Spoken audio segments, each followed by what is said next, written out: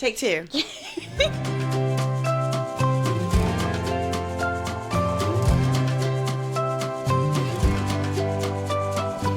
Welcome to the While You Grow podcast with Dr. Courtney Addison and me, Addison Powell, where we will dive into all things pediatrics, occupational therapy, and other important topics around children and development. So, if you are a parent, occupational therapist, student, or just want to learn more about occupational therapy and pediatrics in general, then keep listening.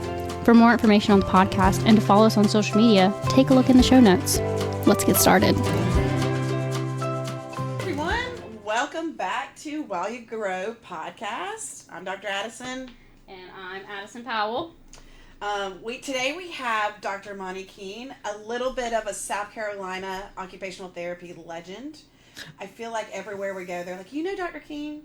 You know Dr. Keen? I was asked that when I went in my rotation in Charleston. No, you did not. I really did. Really? No. So I was like, does Monica Keen work there? I said, yeah, she's our program director now. Yeah, everybody knows you down there. That's wild. You're famous. Oh. Mm-hmm. You're famous. So can I do a little bio about you? Can we call you Moni? Absolutely. Okay. So Moni is a 1989 graduate of NUSC. She earned her master's degree from Boston University and her doctorate from the University of St. Augustine. She is a school-based practitioner. However, she has also practiced private practice, and now she is the full-time program director here at Presbyterian College. Most importantly, she loves spending time with her daughters, Marin and Maddie, and her two Boston Terriers, Bubbles and Boomer. Yes. So thanks for joining us. Absolutely. Yes. I need to not say that so much. I am so honored to be here. Great. It's going to be We're fun. glad to have you. I'm excited that we get to do our second episode. And aren't you excited that this is our first content episode and it's about mental health? Yes, I think it's a really good one to start with because it's so important. Beyond important. It's so important, and pediatric mental health is, I hear all the time, kids are resilient. They're going to be okay. Mm-hmm. What would you say to that? I would disagree that in childhood, I would agree that at some point they can become okay. But it is clear that our children are coming into school programming with the weight of the world on their shoulders. And we as adults have got to meet these little ones where they're at. And when I say little, I mean our 4 and 5 year olds who are having to get themselves up and ready for a school day because mom doesn't give a damn because she worked a night shift and she's asleep, and she doesn't have help. There's so many different reasons, and the generation of children that we work with today are far different than what I worked with back when I started in the schools back in the 90s. So, yeah. But I do feel that when we recognize the trauma, when they come to terms of knowing that they've had trauma in their life and they learn how to deal with it and process it, yes, they can become okay. But if that trauma's not dealt with, they're going to have mental health issues indefinitely. Definitely. And would you say it definitely looks different in children than you would with adults? Like you don't know all the different factors that... Absolutely, because, our little ones, when we consider the fact that we do not become mature in our Frontal lobe, thank you, in our frontal lobe until the age of 25. Right. I mean, how old are you, Addison? 25. 25. I'm done growing. You've reached maturity. This is the best I'm ever going to get. That's right. It's downhill. It's downhill from here. But when we, think about our children who do not have the words to express how they feel, that's why I always taught y'all in the classroom that behavior is communication of epic sorts. Oh, yes. And for every kid, and you start looking into the kids who have autism or Down syndrome, and it's going to look completely different. They handle those things very differently than a neurotypical child would. Correct. Very correct. That I taught you well. You did. And you did. You know, Addison also has put a plethora of different resources into the show notes, but just a statistic I want to give to you, Moni. Some impacts of COVID and other situations.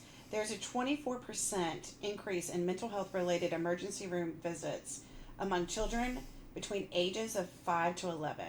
There are children out there attempting suicide, talking about suicide, um, diagnosed with depression, anxiety.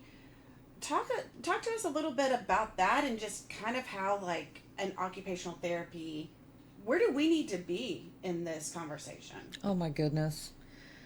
There's that is one huge ball of wax that we've got to melt down. But in my capstone study, back when I got my doctorate degree, I did a survey with school-based occupational therapists and OT assistants. And my main question to them was, what are you doing to address mental health in the schools?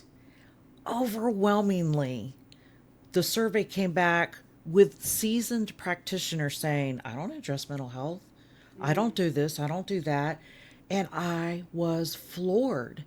And I think that we as a practice, we know that we are rooted, that's where we started from, was in mental health. And I think that we became so medical model minded that we tend to feel that if we don't give an assessment for a particular area of mental health, then we don't feel that we addressed it. And that's so not the case. Remember this: every interaction is an intervention. Ooh, And let's that, hashtag that. yeah, yeah, Every interaction is an intervention. I mean, that's powerful. we are based under the intentional relationship model and therapeutic use of self. And so whenever we're interacting with our peers, with our clients, whether we realize it or not, we're sizing each other up all the time. We are empaths, and I think that a lot of empaths are OTs. And we want to know what's going on. How are you feeling? What can I do to help? We don't like to see people in pain and see people be vulnerable, but that is the very nature of what we work with every day. So let's go back to our kiddos. In my research, I found that during the COVID era, and we were looking at children globally, children in Japan, adolescents, 50% it went up in suicide ideation. Not completed suicides, but suicidal ideation went up by 50%. And anyway, we got to go back to, so when I found out that the OTs did not feel that they were addressing mental health, that was my wake-up call. Yeah. And that was back in 2019. And I've always been, mental health has always been important to me, but it was at that point I was like, what do we need to do as a profession here in South Carolina to remind us that we are based in mental health? And so that kind of started my journey towards being more heavy-minded in the mental health area. And so it made me be more intentional when I was working with my kids in the school-based system. I truly did take a deeper look into, how did their day start? Did something happen at home before they got to school? Why is their behavior the way it is today? And when you look at a child through that lens, and when you realize that every time you go to pick a child up for therapy, that occupational profile is changing, Right. it makes the way that you interact in your therapy sessions with your clients totally different. Yeah. And then you can start thinking about, like you said, why are they acting this way? Why do you think they are feeling this way? But you start looking at the factors that can impact mental health. And a lot of it is outside of a child, even an adolescent's ability to change. You start looking at socioeconomic status. You look at family structures. Do they have two parents in the home? Are they divorced? Is it a single mom, single dad?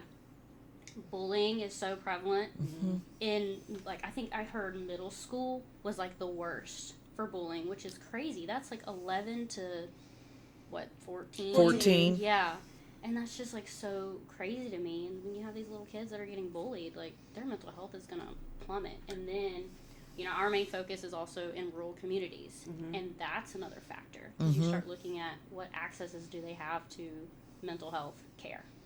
0 to none. Yeah. And it used to be, because I did it for a long time, school-based practice, it used to be that it seemed like the children who came from the lower socioeconomical status had more difficulty with behavior, and back then it was behavior. They just act bad, But now across the board, it does not matter really what your socioeconomical status is. I have seen the most privileged of children have behavior issues. But again, I work to find out what is charging, what is fueling, what is causing this behavior. Because until you address the trigger, you're not going to get to the bottom of it. And that's not always done. Well, it's typically not done in one setting. But Absolutely. The other thing too is we wanted to bring up, there's lots of talks about screens and social media and screen time. What do you see as that? Like, what would you tell a parent about that? I personally struggle. Y'all know I have 2 young ones. It's easy sometimes when you're in a crowded restaurant to hand them the phone or hand them a tablet, and so you can enjoy a meal. But I have seen so many kids addicted to tablets, addicted to screens, and what is that impacting their mental health, or what are you seeing in practice or in your research? well, it depends on why is that child wanting to access that social media as much as they are. So like for the child with autism, it might be something that they're stemming off of, or it might be something that they are studying intently.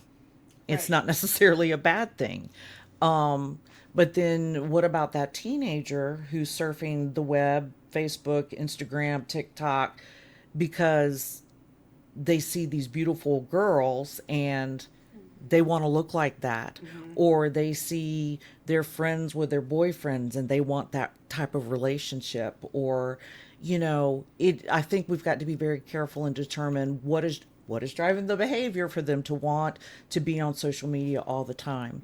And I'm an oldie but a goodie. I can remember back in the day when we didn't have these things, and we played outside until the street lights came on, and then you went inside, took a bath, brushed your teeth, and went to bed. And I feel that my children, my girls, who are now 26 and 29, are a part of that dying breed that grew up that way.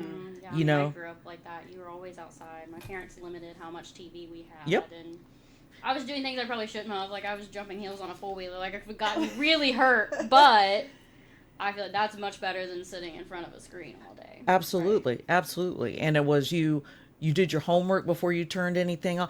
That brings up something really interesting. I remember when my girls were in school and they would come home, and that was the rule. They had to do their homework first. But when I was a kid, it was no TV, no radio. You sat at a table, you did your homework. They had their AirPods in, listening to music or had music going somewhere. And I would be like, how can y'all concentrate on that? And they're like, Mom, it actually helps me do better. And so, again, looking at how children and what they need, sensory-wise, behavior-wise, mental health-wise, we've got to change with them. I think that's a really good point.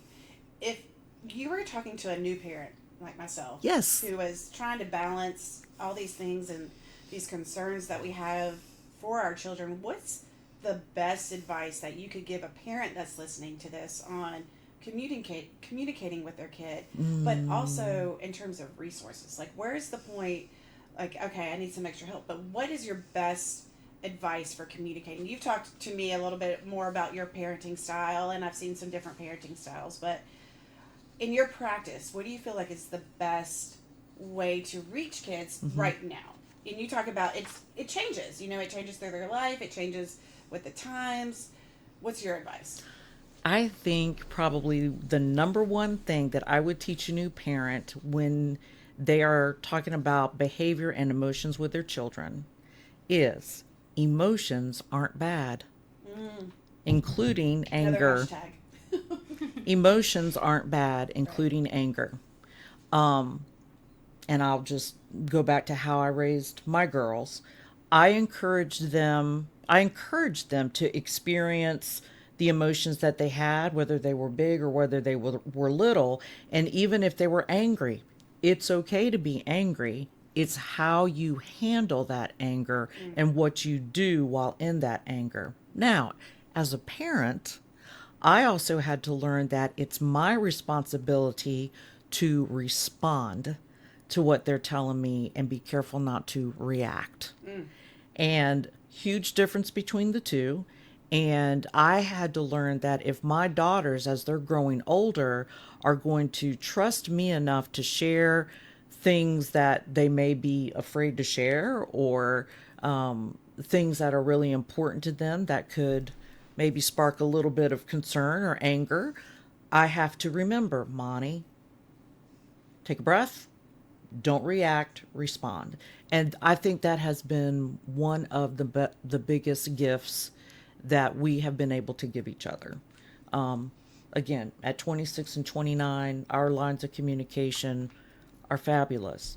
But don't you think for 1 minute that my toes curled, when some of the things they told me. But and you know what? If I did react, I apologized. I think as parents, we also have to be big enough to say, I'm sorry. We need to validate their feelings, because when we react to the big news that they tell us, that does give them a message in some way that what they're feeling is wrong. I feel that we as therapists need to teach the parents that emotions run the spectrum, and we've got to learn how to regulate emotions, but we also need to learn to teach our children that emotions are good things. Definitely. And we can go back to a little bit, like, as a practitioner, you were in the schools for a while. How did you address mental health in the schools with your kiddos? Let me just give you a little example. In the school setting, our day is driven by an IEP. It's a legal document. It has the very specific goals that we're supposed to be doing, and that is what I intend to do every single time. But then I also have to look at who am I and what am I to do as an occupational therapist. So let's do a little case scenario. Let's say our first child we pull at 7:30 in the morning, and when we go to Susie's classroom to pick her up, we notice that her eyes are swollen, her nose is red, her shirt's not buttoned up right, her hair's all askew. She looks very sad. And you walk to your therapy room and you've got all of your activities set out for her, and she sits down to get started, and all of a sudden you hear this big growl come from her stomach. And you're like, Susie, is everything okay? And you can tell she's very hesitant. She's like, well, something happened this morning. And then you've built that therapeutic relationship. You have that trust within each other. And she tells you that the mom directed her to change her baby brother's diaper, who had diarrhea. She did the best that she could, cleaned him up, didn't have time to get herself breakfast or to brush her teeth or brush her hair or whatever. And then he got sick in his diaper again, and the mom just told her she wasn't worth anything. She didn't do a good job. Go get on the bus. I'll take care of it myself. Thanks for nothing. And so in that moment, is putting that puzzle together important? No. I go back to Maslow's hierarchy of needs, where it talks about if our basic needs aren't being met, if we're hungry, do we feel safe? Do we feel loved? Those, I think love is on the second tier, but those first two are on the first tier. And if those aren't even being met, how can I expect her to even be able to concentrate on an activity? Yeah. So instead, I'm going to look at her and I'm going to say, you know what, Susie? I think it's wonderful that you helped your mom out. And I say you did an amazing job. But I also hear that your stomach's growling and you're hungry. well, yeah, I didn't have time to eat this morning because I was taking care of my brother. So I'm going to say, you know what? Let's head down to the cafeteria and see what we can find for you to eat. Now, in that moment, I feel that those 30 minutes were beautifully spent helping a child who was in crisis, hungry, emotionally upset, feeling like a dog because she didn't get thank you or praise from her mom for a job that wasn't even hers to do in the first place. And then have the adult, quote unquote, adult responsibility to get herself on the bus and school on time. Yeah, I want to take that time out to fill that physical need, get some nourishment in that child's body, wrap her up in my arms and give her a hug and let her know that what she did was great and that I'm going to be around during the day to make sure that she has a good day and send her back off to class. You know, that puzzle can be put together anytime, but moments like that, you need to address those things. You need to meet them where they're at that time.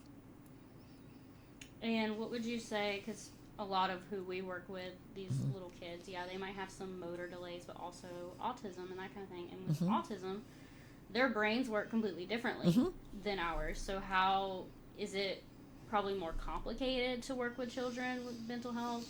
Because I don't know the exact statistics. I would have to look at it, but I know like some kids with autism and individuals with autism, they are at a higher risk of mental health disorders and diagnoses. And why do you think that is?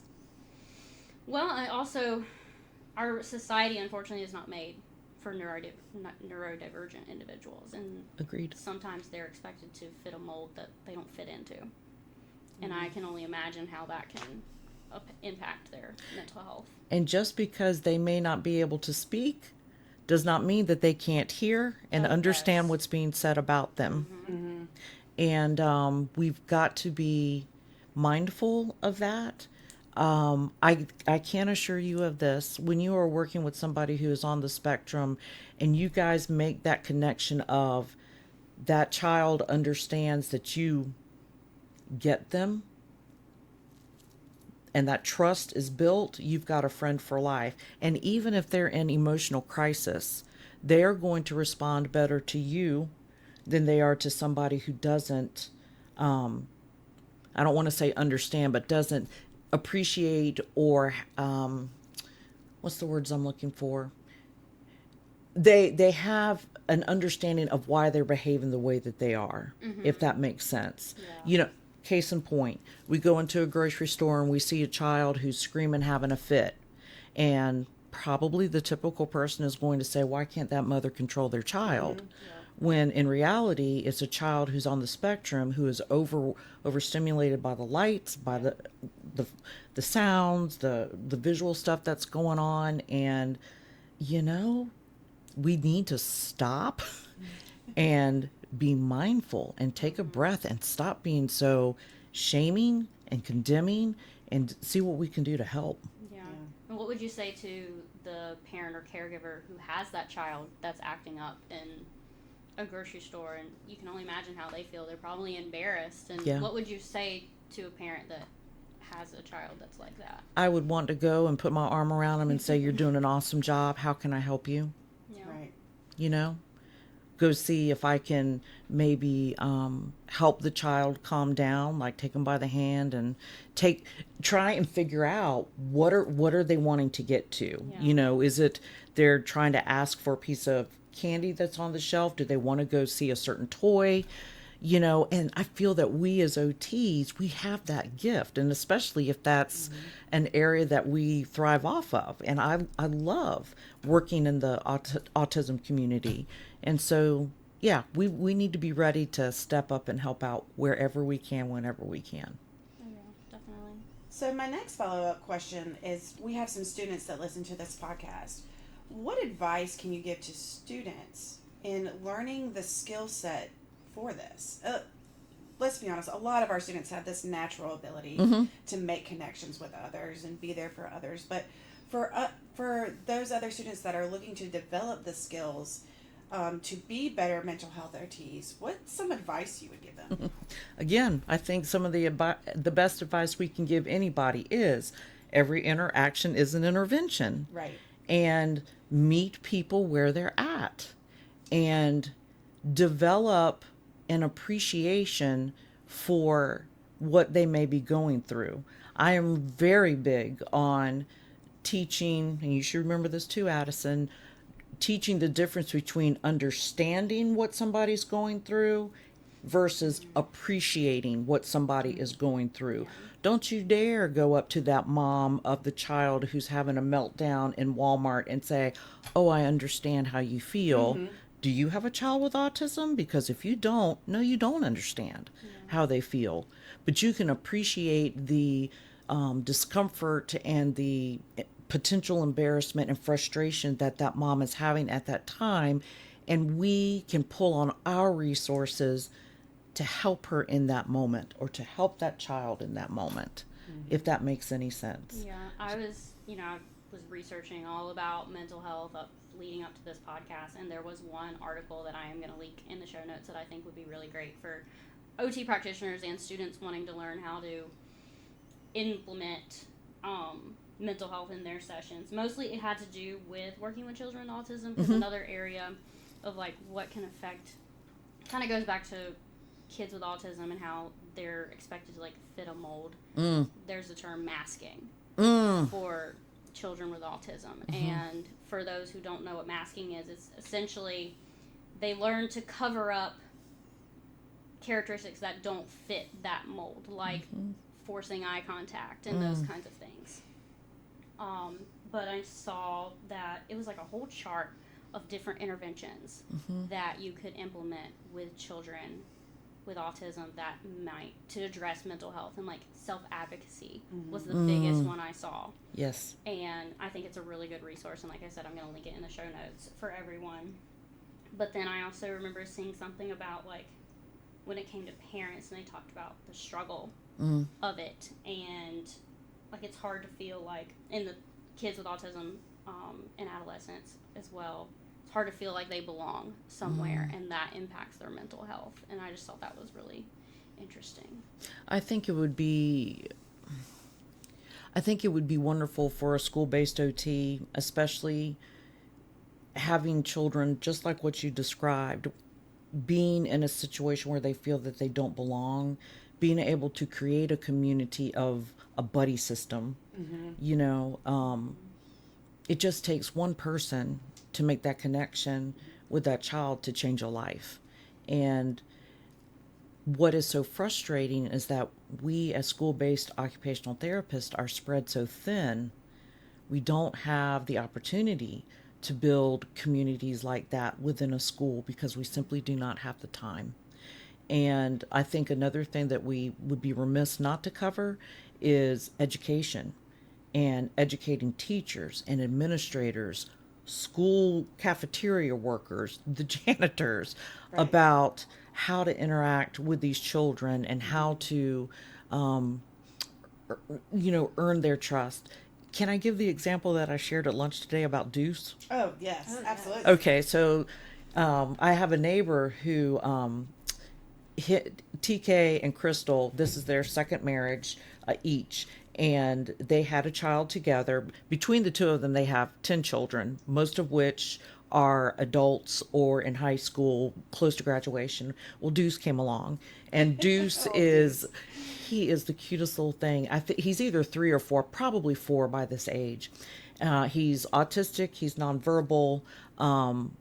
I've connected with him on a couple of occasions while I was over at their house, just visiting with him, and he just has stolen my heart. Well, he started into preschool at the age of 3. Well, this morning, I was out walking my dogs, and Dad was outside loading Deuce up for school.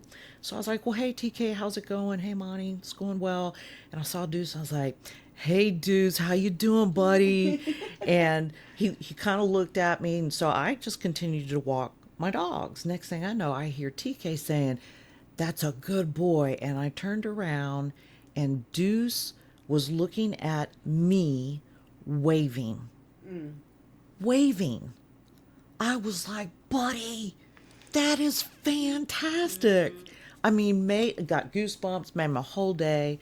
And when I got back inside, I grabbed my phone and I texted TK, and I was like, Deuce making that connection with me today was everything. What a wonderful way to start the day. Yeah.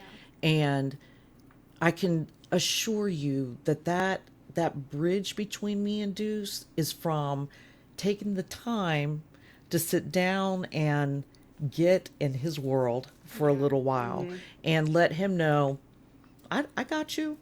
I got you. I know what you're wanting to do. Let's do it. You've got to, you just got to learn what they love to do, what the fun things they like to do. You need to understand what triggers them and not do that. Yeah.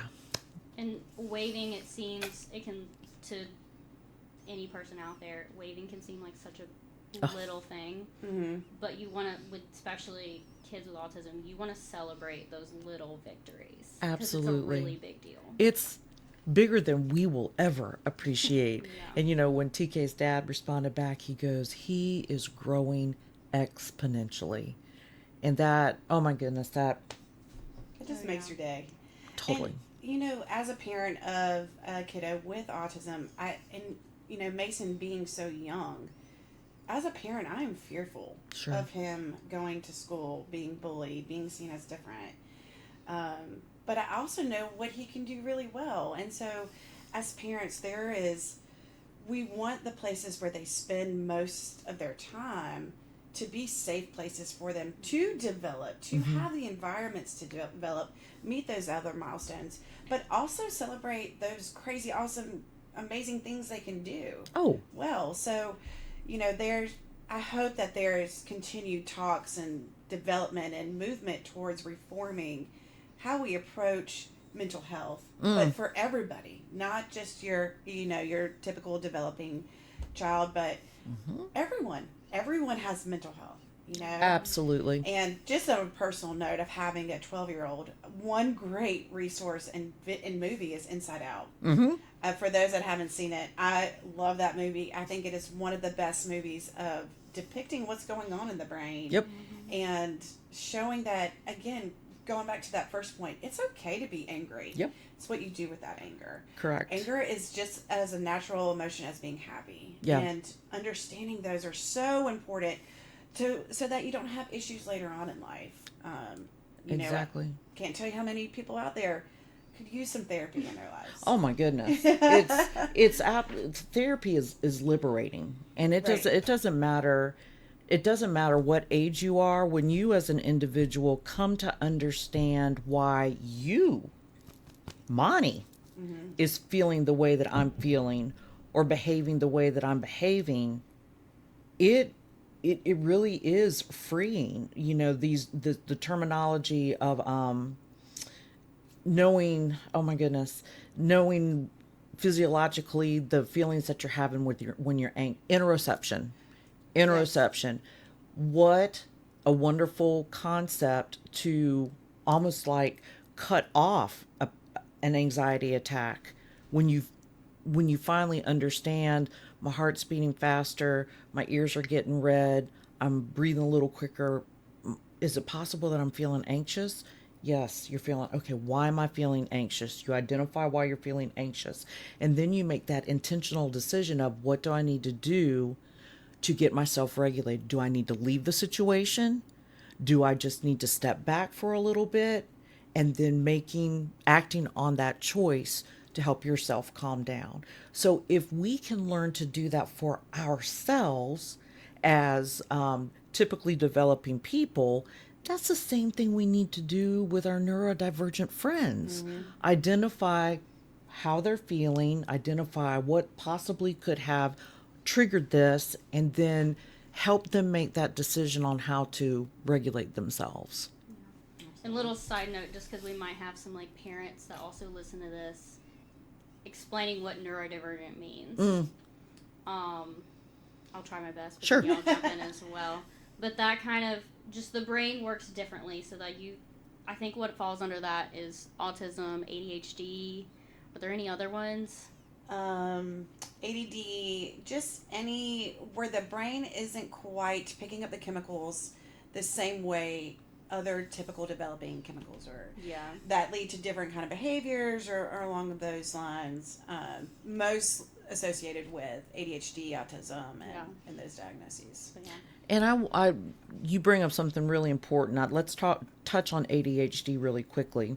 I'm so thankful that ADHD is classified as a neurological condition.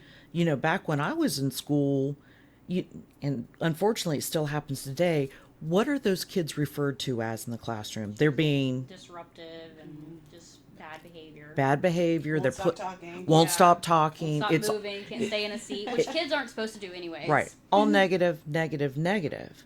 And so when a child hears that often or enough, they're going to adapt that same mentality for themselves. And so now we've got a child who has a neurological condition and depression and anxiety and stress. When if we could go educate the teachers on this is a biological, neurological condition that this child cannot help, much like you can't help depression. You know, it's diabetes. And you know what? Sitting in so many IEP meetings when a parent is just like refusing to put a child on medication, I might say, you know what? I appreciate what you're sharing today, but can I give you a little bit of hope? You know, some people who are diabetic can manage their diabetes with diet and exercise, but some individuals have to have medication. Same thing with ADHD. Some can respond to behavior modification and that's all that they need, but some literally need something to help, you know, bring their feelings, dampen their feelings a little bit to help them feel more in control. And it is a very personal decision, an extremely personal decision. And I'm going to respect either one that you choose. And I don't think you're negating the importance of other interventions, specifically OT can provide with calming strategies, mindfulness, all those things we do for individuals. We would do for any individuals, but it's a holistic approach, and that's the great thing about OT is we don't think we have the answers to everything. No, but we will do our best to try to problem solve. So, you know, I think there's a mindset that it has to be one answer. It's not always one answer, and it's different for each kiddo. It is. Yeah. You bring up a very good point because I'm just going to be bold. I do not like the term sensory diet because if sensory diet is understood by somebody in the wrong way, you are going to end up teaching somebody that your child's sensory systems are going to do X, Y, and Z at the same time every day, Monday, and that is not the way that it is. Yes. We are fluctuating sensory-wise throughout every part of every day. So instead, I like to tell my parents, here are some sensory strategies that you might want to implement when your child is doing X, Y, or Z. You know? And I find really successful, and this ties a lot into mental health too, is some parents don't know that that's a sensory thing. You know, I was working with one kiddo this last week, and I think he was toe walking. And, you know, the parent is a newer mom, and I was explaining, like, this is a seeking behavior. And so, you know, just explaining, especially as OTs and OT students that are listening, don't think the parents always know what that means. Like, explain that sensory system, explain what's going on. And, you know, the sensory system when we're in mental crises and all of those different things can be flared, there's a lot that can kind of happen with all that. So it's really important too, but I'm just glad we're OTs at the end of the day, right? I tell you what, being an OT, bestest profession in the world. Bestest profession. Hashtag bestest profession in the world. I mean, I love to say I've been doing this. I'm in my 38th year. Wow. And when my alarm goes off every morning, I am not kidding you when I say I'm ready to go to work. Yes. I want to go. And I think it is so cool how over the course of 38 years, my career has come full circle.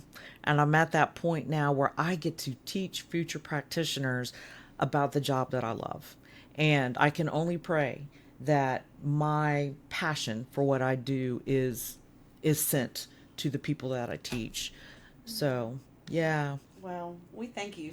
Deeply appreciate you Yeah. for coming on and just sharing your knowledge. And isn't it just great to just talk sometimes? Oh. Especially where we work in academia, and as a student, just having conversations about some of these main things that are happening in our profession, but what we want to provide for those that don't get to talk to us every day. Yeah, and We're Addison, blessed with our presence. Our presence every day. but Addison, you have created something extraordinary here with this podcast, because you just hit the nail on the head, Courtney, when you are going to reach thousands That's the hope. of I need the people, data. of Please people share. with, Listen, yeah, Addison cannot pass her capstone if she doesn't get so many likes. So anybody out there that cares about Addison, That's please right. like and follow us. Like Might and have just hurt follow. me there. But keep up the great work, Addison. I'm very, very proud of you. Thank And you. it's so cool to be able to sit back and know that when you get your diploma here in just a few months, I know that we at PC are putting a kick-ass OT out there, and you are going to represent the profession so beautifully. Thank you for all that you're doing. I appreciate it. Absolutely. I look forward to it. All right, so should But we yeah. cheers? Yes. Cheers to mental health. My And fake, OT. My fake cup. Chink. Don't. But yes, thank you. And you also have a CEU course. Oh, yes. Yes, OT.com. Yes, OT. OT.com. And I'm going to link that in the show notes as well for practitioners that would want to learn more about mental health and school-based, I believe. it was. Absolutely. And if anybody ever needs somebody to come out and speak to their group about children and mental health, sign me up. I We want to can spread the personally world. Recommend. Absolutely. So, Personally recommend. So do you mind if we share your contact information as Please. well? That would All be right, we wonderful. would love to. all right. All right. But yeah. It's That a wraps wrap. it up. Yeah. All right. All right. Thanks for listening to the While You Grow podcast. If you learned something on this episode, please like, share, and comment. Join us next time as we dive into all things pediatrics, occupational therapy, and other important topics around children and development.